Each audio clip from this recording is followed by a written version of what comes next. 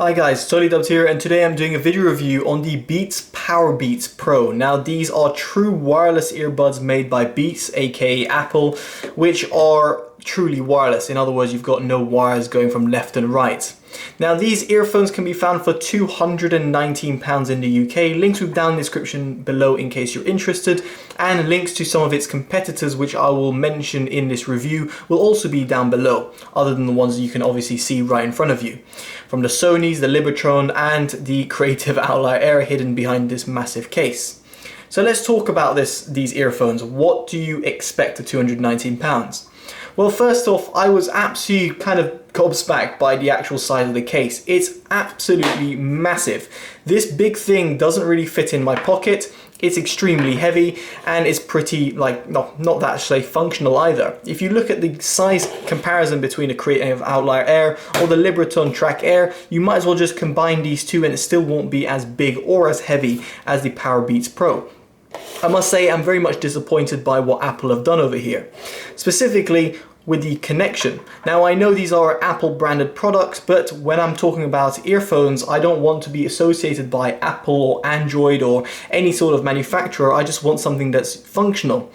These charge via a lightning port connector. Unlike every other competitor that either use micro USB, which is widespread, or USB-C, Apple have gone just full on Apple and being like, hey, we've got a lightning port. So if you've got an Apple device, it's great. If you don't own an Apple device and you've got these Beats headphones, then you better buy an Apple device because you're going to only have one lightning cable in the house, or obviously you're going to buy a bunch of lightning cables. So I must say, in that respect, I wasn't impressed whatsoever with the case size. Now the case itself holds around 2 full charges, which means you get around 24 hours of playback with these earphones. The earphones themselves last for around 9 hours, which is plenty if you compare it to some of the other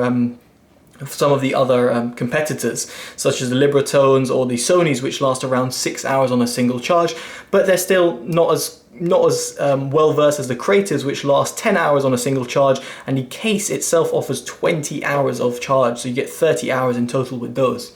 So in terms of this respect, I must say that the earphones case does kind of somewhat let it down. It's not as impressive as some of its competitors. Now let's move on to the earphones themselves, and straight away you'll notice that these have over-the-ear hooks. Now these over-the-ear hooks aren't malleable, they're just pretty much just rubbery bits which go around your ears. But that said, I had no problems with that. Now you might have seen the adverts with Serena Williams or whatever have you, so hopefully these will fit most people's ears. I had no problems whatsoever using the medium-sized tips, but worth bearing in mind that they're pretty bulky. Let's say in comparison to the Libratone Track Air Plus, they are absolutely massive. So just worth bearing in mind that yes, they do take quite a lot of space. And if you have long hair, be it a man or a woman, you have to bear in mind that these are going over the ear, so it'll be a little bit less comfortable putting them in and out of your ear. However, the pros of that is the fact that these stick into your ears no matter the sports or activity you're doing. You're running, you're working out, you'll have no problems with these in. The design might mean that it might slip out after a little while because they're pretty much just plastic over here, so therefore after some sweat you might find it a little bit slipping out a little bit, but very easy to readjust, and they're very much sturdy in ear. And I must say, in comparison to most of its competitors, none of them offer, as in at this price range, none of them offer over-the-ear hooks, be it from an add-on type of point of view or in terms of how they're built themselves. Now the earphones on the in terms of the design, they look very nice, very Beats-esque, very stylish, and they come in all different colors if black isn't quite your taste. But what I'd like to allude to over here isn't the color, but it's more the actual functionality. The button over here is very soft to press and very nice to press, whereas in comparison the creative Outlier Air have got these pretty hard buttons to press, which kind of require you to almost use 2 hands to actually use them. Whereas the Powerbeats Pro, I must say, were a lot more functional and a lot easier to use, and therefore I have no complaints in terms of usability. You also have a volume button at the top, which essentially adjusts the volume, and that is also very responsive, and the button themselves again are very easy to press. So when it comes to functionality and usability, I think Beats have done a fantastic job here with these earphones. Now, moving on from that, I do want to talk about the IP rating. Now, these, just pretty much like any other Apple product, are not IP rated. This made to say that they're kind of a sweat resistant design. However, there's no IP rating to back that up. Competitors, for example, the Libratones have IPX4 rating. The Sonys have none whatsoever, but other competitors have IPX7 rating, which means they can be fully submerged. Unfortunately, the Beats don't have that rating, which means that if you're going to be taking them out in the rain, who knows, when you come back they might not be working. Now that is pretty much very an extreme case, which I don't really expect that to be the case, because even some smartphones don't have that, aka iPhones, and they perfectly survive under the rain while you're using them. So just worth bearing in mind that Apple don't guarantee any water resistance with these, so worth just keeping that mindful.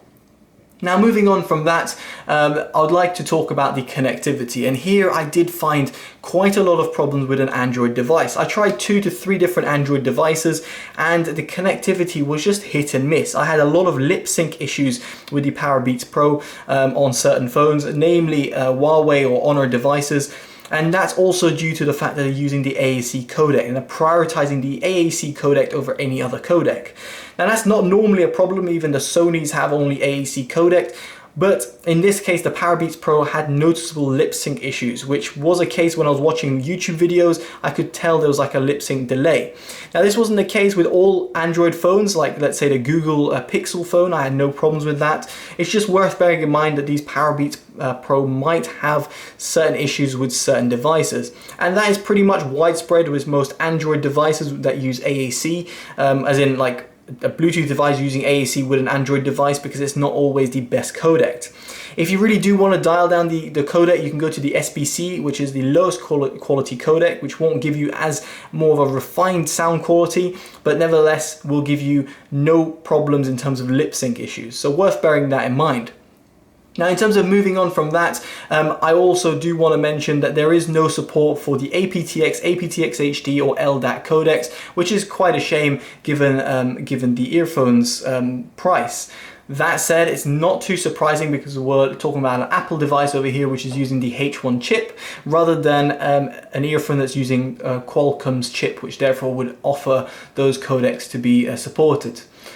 Now in terms of other features, there's no noise cancellation feature. However, there is a Hey Siri feature, which means that you can, if you're using with an iPhone, you can say Hey Siri and it will automatically detect the voice assistant and therefore access your voice assistant. If you're on Android, you can hold down the button over here and it will then activate the voice assistant on your phone. I would say mic quality is pretty good in comparison to some of its competitors. I had no problems in terms of making and receiving calls. Just bear in mind these are true wireless earbuds. They're never going to compete with your smartphone or let's say a microphone that's on your wired earphones. So now let's talk about the sound quality, and this to me was really the most important part. Did they sound like Beats products or did they have they evolved? Well, I would say in one respect the mid bass was very similar, very dissimilar from what you'd normally expect from a Beats product. Beats products generally have kind of an over bloated mid bass and kind of like a wobbly bass sound, whereas these didn't have that. They were very much controlled, tight sounding in the mid bass frequency. Moving on to the mid-range, again, these were very much dissimilar from what you normally expect from Beats products, which are kind of V-shaped and warm sounding. Some might describe it as fun. These had a very much accurate forward sounding mids and therefore made it really nice for listening to vocals. However, that's where the kind of good stuff stopped, because when I talk about the sub bass, they were pretty much non-existent. They didn't have that low end pronounced sub bass extensions, let's say comparison to Sony's or the Creative Outlier Air.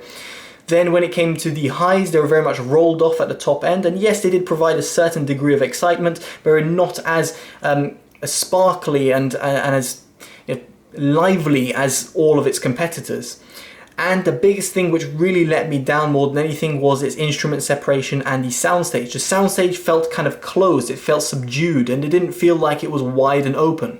Comparing them to the £75 Creative Outlier Air, there was a night and day difference. These were able to deliver far greater sort of sound quality and instrument separation versus the Powerbeats Pro, which sounded closed instead. And that also made the imaging and tonality a little bit weird. They just didn't sound that realistic and lifelike as as to what you like. And it was a shame because the mid-range over here really brought out vocals, but then they just didn't have that sort of space and, you know, breath to like, you know, live almost. So the sound quality was very much subdued. So overall, what do I think of them? Well, quite honestly, if you don't have an Apple device, I just don't think you should even consider these. There's far better alternatives out there on the market. Check down the link in the description below if you want some suggestions or some inspiration. If you do have an Apple device, I would seriously consider some of its alternatives. The Sonys have noise cancellation feature in them and they cost the same price, and some of its competitors cost far less and actually sound better. So there we go guys, I've been Totally Dubbed. Hopefully you've enjoyed this review. Take care and bye-bye.